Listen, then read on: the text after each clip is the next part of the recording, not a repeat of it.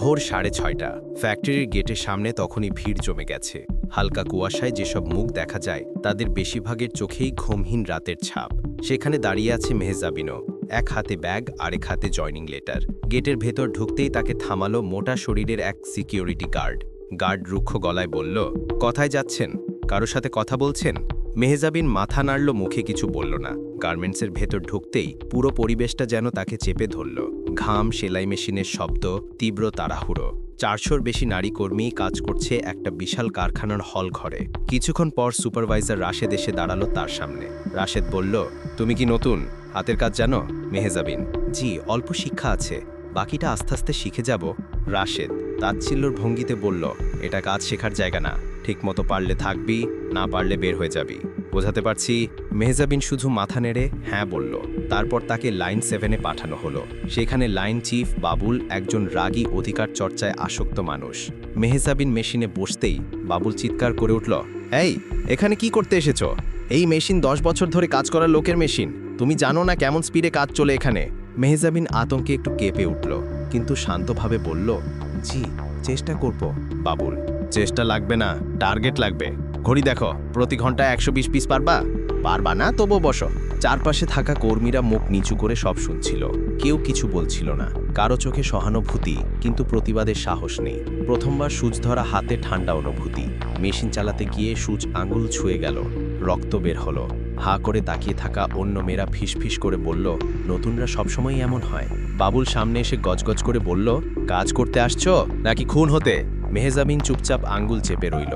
পাশেই থাকা অন্য এক বৃদ্ধা কর্মী কানে কানে বলল, মা, মন খারাপ কইরো না, এই বাবুল অনেক খারাপ, কিন্তু আমরা কিচ্ছু কইতে পারি না। মেহজাবিন হাসার চেষ্টা করল, কিন্তু ভেতরে ভেতরে সে কেঁদে উঠছিল। এটাই কি অবস্থা? এসবই কি তারা সহ্য করে প্রতিদিন? আজ সে প্রথমবার জানল তার বাবার গড়া গার্মেন্টসে মর্যাদা, সম্মান, মানুষত্ব কিছুই নেই। গার্মেন্টসে দ্বিতীয় দিন মানেই প্রথম দিনের ভয়, অপমান, ক্লান্তি সব মাথায় নিয়ে আবার কাজ শুরু করা। মেহজাবিনের জন্যও দিনটা এর ব্যতিক্রম ছিল না। সকাল 8টার আগেই এসে বসে পড়ল তার লাইন 7-এর কোনায়। বাবুলের চোখে আজ একটু বেশি রাগ, কারণ আজ টার্গেট আরও বেশি। সন্ধ্যের দিকে কাজ করতে করতে সবাই হাঁপিয়ে উঠেছে। সেদিন ডেলিভারি ছিল, তাই বাধ্যতামূলক ওভারটাইম। হঠাৎ সামনে থাকা অপারেটর জাহানারা কাজ করতে করতে কাঁপতে শুরু করল। তার চোখ ঝাপসা হতে লাগলো। জাহানারা, দিদি, শ্বাস নিতে পারছি না। মেশিন বন্ধ করে এসে চেয়ারে হেলে পড়ল। মেহজাবিন দৌড়ে গেল তার কাছে, এই, কেউ আসেন, মেডিকেলে নিয়ে যাই। ঠিক তখনই লাইন চিফ বাবুল এসে দাঁড়ালো সামনে। বাবুল, মেশিন বন্ধ করছিস কেন? ডেলিভারি আছে আজ, বুঝো। মেহজাবিন বলল, জাহানারা আপা অসুস্থ, একটু মেডিকেলে। বাবুল চিৎকার করে, এটা হাসপাতাল না, গার্মেন্টস। যার সমস্যা আছে সে বাসায় গিয়ে মরুক, কাজ বন্ধ করা যাবে না। কথাটা এমন ভাবে বলল যেন একজন মানুষ নয়, একটা যন্ত্র নষ্ট হয়ে গেছে। জাহানারা কাঁদতে লাগলো। মেহজাবিনের বুকের ভেতর আগুন জ্বলে উঠল, কিন্তু সে নিজেকে থামিয়ে বলল, ওকে একটু পানি দেন, আমি ধরে রাখছি। বাবুল আরও ক্ষেপে উঠে বলল, তুমি কে? তুমি নতুন? বাড়াবাড়ি করো না এখানে। তারপর একটা এমন কথা বলল যা শুনে মেহজাবিনের হাত কেঁপে উঠল। তোমরা গরিবগুলো এমনই, কাজ করতে আসো না, ড্রামা দেখাও। সেই মুহূর্তে মেহজাবিন আর চুপ থাকতে পারল না।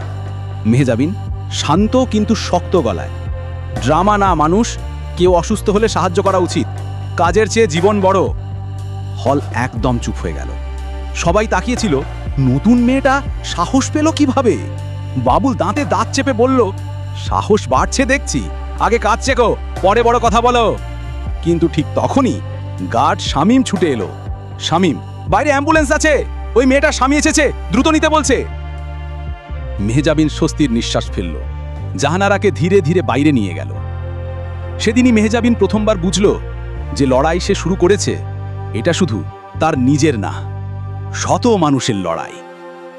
গার্মেন্টসে তৃতীয় দিন, কিন্তু এই দিনটা আগের দুদিনের চেয়েও বেশি অন্ধকার ছিল। কারণ আজ মেহজাবিন দেখতে চলেছে কর্মীদের জীবনের সেই দিকগুলো যা বাইরে থেকে কেউ কখনো দেখতে পায় না। মাসের প্রথম সপ্তাহ, আর মাসের প্রথম সপ্তাহ মানেই বেতনের লাইন, দীর্ঘ শ্বাসের লাইন। মেহজাবিনও দাঁড়িয়ে আছে লাইনে। চারপাশে কর্মীদের মুখে এক ধরনের আশা আর আতঙ্ক একসাথে। বেতনের টেবিলের সামনে দাঁড়িয়ে আছে জিএম শাকিল, তার পাশে রাশেদ। মেয়েরা একে একে আসছে, হাতে রেজিস্টার থেকে টাকা দিচ্ছে, তারপর মোট টাকার হিসেব চেক করছে। হঠাৎ এক মহিলা কর্মী কেঁদে উঠল, স্যার, আমার 12 দিনের ওভারটাইম ছিল, কিন্তু এখানে কেটে দিয়েছে কেন? শাকিল, ওভারটাইম সবসময় হিসেব অনুযায়ী হয় না। তুমি হয়তো কম কাজ করেছ, এটা অফিসিয়াল রেকর্ড। মহিলা কাঁদতে কাঁদতে বলল, না স্যার, আমি প্রতিদিন রাত 10টা পর্যন্ত থেকেছি, আমার নাম দেখেন। কিন্তু শাকিল মাথা তুলল না। রাশেদও তার দিকে তাচ্ছিল্যের হাসি দিল। রাশেদ, যাও, অন্যদের লাইন বাড়িও না। এটাই বাস্তবতা। যারা কষ্ট করে কাজ করে তাদের কথা শোনে না কেউ। মেহেজাবিন এসে সেই মহিলার পাশে দাঁড়ালো। মেহেজাবিন, আপা, এভাবে কাঁদবেন না, সব ঠিক হবে। মহিলা চোখ মুছতে মুছতে বলল, এটা প্রথমবার না বোন, প্রতি মাসে এমন হয়, কিন্তু চাকরি যাবে এই ভয়ে কিছু বলতে পারি না। মেহেজাবিনের বুকটা মোচড় দিয়ে উঠল। তার মনে হলো এরা কেউই প্রকৃত বেতন পায় না, কেউই ন্যায্যতা পায় না। সে মনে মনে আবার বলল, সত্য জানতে এসেছি, তাই সব দেখতে হবে। লাঞ্চ ব্রেকে সবাই খাবার নিতে গেল। সেই সময় এক তরুণী কর্মী রোকেয়া চেয়ারে বসে হঠাৎ কেঁদে উঠল। তার পেটের কাছে হাত রাখা, স্পষ্ট বোঝা যাচ্ছে সে 6 মাসের গর্ভবতী। মেহেজাবিন এগিয়ে গিয়ে বলল, আপা, কি হয়েছে? রোকেয়া চোখে পানি নিয়ে বলল, মাতৃত্বকালীন ছুটির জন্য দরখাস্ত করেছি, কিন্তু বাবুল স্যার বলছে আমাকে আর চাকরিতে রাখবে না। মেহেজাবিন, কেন? রোকেয়া কাঁদতে কাঁদতে বলল, সে বলে গর্ভবতী কর্মী মানে অতিরিক্ত দায়িত্ব, অতিরিক্ত ঝামেলা, তাই সে আমাকে আগেই বের করে দিতে চায়। ঠিক তখনই বাবুল এসে গলা উঁচু করে বলল, এই, লাঞ্চ টাইমে নাটক করো না, গর্ভবতী হইলে বাসায় থাকো, ফ্যাক্টরিতে তোদের বাচ্চা সামলানোর সময় নেই। এক মুহূর্তে নীরবতা। তারপর মেহেজাবিন দাঁড়িয়ে গেল সবার সামনে। মেহেজাবিন শান্ত কিন্তু ধারালো গলায়, মাতৃত্বকালীন ছুটি আইনে বাধ্যতামূলক, জানেন তো? বাবুল হা করে তাকালো। বাবুল, তুই আইন শিখাবি? তুই নতুনদের মতো থাকবি? এটা তোর বিষয় না। মেহেজাবিন বলল, আমার বিষয় না হলেও মানুষ হিসেবে তো সত্যি কথা বলতে পারি। হলের সব কর্মী তাকিয়েছিল, এমন সাহস কেউ দেখেনি আগে। বাবুল চিৎকার করে বলল, তোর সাহস অতিরিক্ত বেড়ে গেছে, আজকেই শাকিল স্যারকে বলবো। মেহেজাবিন চুপ করে দাঁড়িয়ে রইল, কারণ সে জানে এটা শুধু একটা লড়াইয়ের শুরু। দিনের কাজ শেষ হতে আর 20 মিনিট বাকি। হলের ভেতর তখন প্রচণ্ড শব্দ, সবাই দ্রুত কাজ শেষ করা চাকু অনুভব করছে। মেশিনগুলো গরম হয়ে আছে আর বাতাসে ভারী সুতার ধুলো। হঠাৎ একটা চিৎকার, আ আ! সবাই তাকিয়ে দেখল লাইন 5-এর অপারেটর সালমার হাত সরাসরি কাটিং ব্লেডে লেগে গেছে। ব্লিডিং হচ্ছে। মহিলাটি ব্যথায় ছটফট করছে। চারপাশে ভিড়, কেউ ভয় পাচ্ছে, কেউ কাঁদছে। মেহেজাবিন দৌড়ে গেল তার কাছে, দুহাতে চেপে ধরল ক্ষত, চিৎকার করে বলল, পানি, কাপড়, কেউ ডাক্তার ডেকো। ঠিক তখনই জিএম শাকিল এগিয়ে এসে বলল, কেউ ভিডিও করবে না, কেউ ছবি তুলবে না, এটা বড় ইস্যু করলেই চাকরি খতম। মেহেজাবিন রাগে কেঁপে উঠল, স্যার, মানুষ মরছে, আপনারা কাগজ নিয়ে ভাবছেন? শাকিল বলল, এই ধরনের অ্যাক্সিডেন্ট ফ্যাক্টরির রেকর্ডে চায় না, এসব লিখলে সমস্যা হবে। তারপর সবাইকে বলল, রেজিস্টারে লিখো সালমান নিজে অসাবধানতায় কেটেছে, মেশিনের দোষ নেই। এটা শুনে সালমার সহকর্মীরা চোখে পানি নিয়ে বলল, স্যার, মেশিনের সেফটি ছিল না। শাকিল গর্জে উঠল, চুপ। মেহেজাবিনের শরীর কাঁপছিল। সে প্রথমবার এই ফ্যাক্টরির আসল নিষ্ঠুরতা দেখল। সে সালমার বাবার কল দিতে চাইল, কিন্তু সিকিউরিটি এসে বোঝালো মোবাইল ব্যবহার নিষেধ, জানেন না? মেহেজাবিন শান্তভাবে বলল, আমি করব, কারণ এটা জরুরি। সে দ্রুত সালমার ভাষায় ফোন দিল। স্বামী এসে তাকে হাসপাতালে নিয়ে গেল। ফ্যাক্টরির ভেতর তখন এক অদ্ভুত নীরবতা। মনে হয়েছিল হলের বাতাসও যেন এই অন্যায়ের সাক্ষী হয়ে গেছে। দুর্ঘটনার পরে সবাই কাজ থামিয়ে ভয়ে কাঁপছিল, কিন্তু মেহেজাবিন দাঁড়িয়েছিল নির্বিকার, মুখে চোখে আগুন। জিএম শাকিল দূর থেকে তাকিয়ে সুপারভাইজারকে বলল, ওই মেয়েকে নতুন, অতিরিক্ত কথা বলে, খোঁজ নাও, কালই রিপোর্ট চাই। মেহেজাবিন বুঝতে পারল তার উপর নজর পড়েছে, কিন্তু সে ভয় পেল না, বরং মনে মনে বলল, ঠিকই হচ্ছে। যারা সত্য লুকিয়ে রাখে তাদের চোখে ধুলো ঢুকলেই ব্যথা লাগে। সেদিন বাড়ি যাবার পথে মেহেজাবিন বাসের জানলার বাইরে তাকিয়েছিল। হাওয়ায় তার চুল উড়ছিল, চোখে জমে থাকা জল ঝিলমিল করছিল। সে ভাবছিল, এই মানুষগুলো যারা প্রতিদিন নিজেদের জীবন ঝুঁকি রেখে কাজ করে, তারা তো আসলে এই ফ্যাক্টরির সত্যিকারের শক্তি। কিন্তু মালিকেরা, তারা কি কখনো নিজের চোখেই কষ্ট দেখেছে? মেহেজাবিন জানত এই প্রশ্নের জবাব একদিন তাকেই দিতে হবে, কারণ সে শুধু কর্মী না, এই ফ্যাক্টরির ভবিষ্যৎ মালিক। সন্ধ্যায় হঠাৎ গার্মেন্টসের গেটে 3টি গাড়ি এসে থামল। নেমে এলেন চেয়ারের বর্তমান সদস্যরা, HR টিম এবং এক প্রবীণ কর্মকর্তা যাকে সবাই ভয় পায়। সব কর্মী থমকে দাঁড়াল। তাদের মাঝখান দিয়ে হাঁটতে হাঁটতে এগিয়ে এলেন মেহেজাবিন, কিন্তু এইবার আর সাধারণ পোশাকে নয়, তিনি ছিলেন ফরমাল শাড়িতে। পরিচয় কার্ডে লেখা ম্যানেজিং ডিরেক্টর মেহেজাবিন রহমান। সবাই হতবাক। রাশেদ তো দাঁড়াতেই পারছিল না। এক মুহূর্তে পুরো হল ঘর নিস্তব্ধ। মেহেজাবিন মাইক হাতে নিয়ে বলল, আমি মেহজাবিন রহমান, এই গার্মেন্টসের মালিক। আমি দুদিন ধরে আপনাদের মাঝে কাজ করেছি। আপনাদের কান্না, অপমান, কষ্ট সব নিজের চোখে দেখেছি এবং শুনেছি। সব অন্যায়ের সাক্ষী হয়েছি। আমার বাবাই গার্মেন্টস বানিয়েছিলেন মানুষের উপকার করার জন্য, কিন্তু আজ এখানে মানুষকে মানুষ মনে করা হয় না।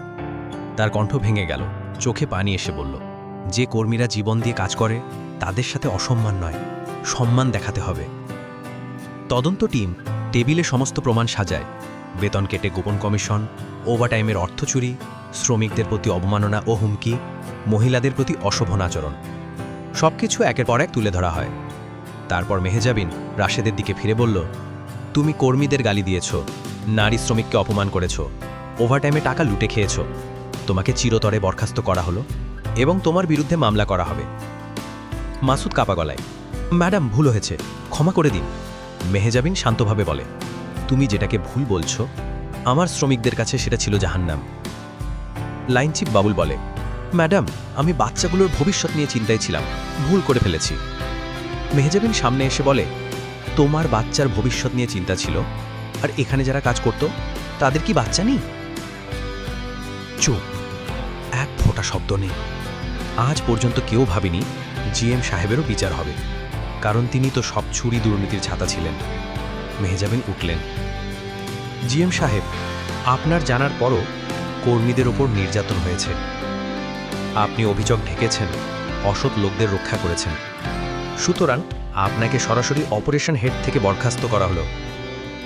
হলের মধ্যে নিস্তব্ধতা।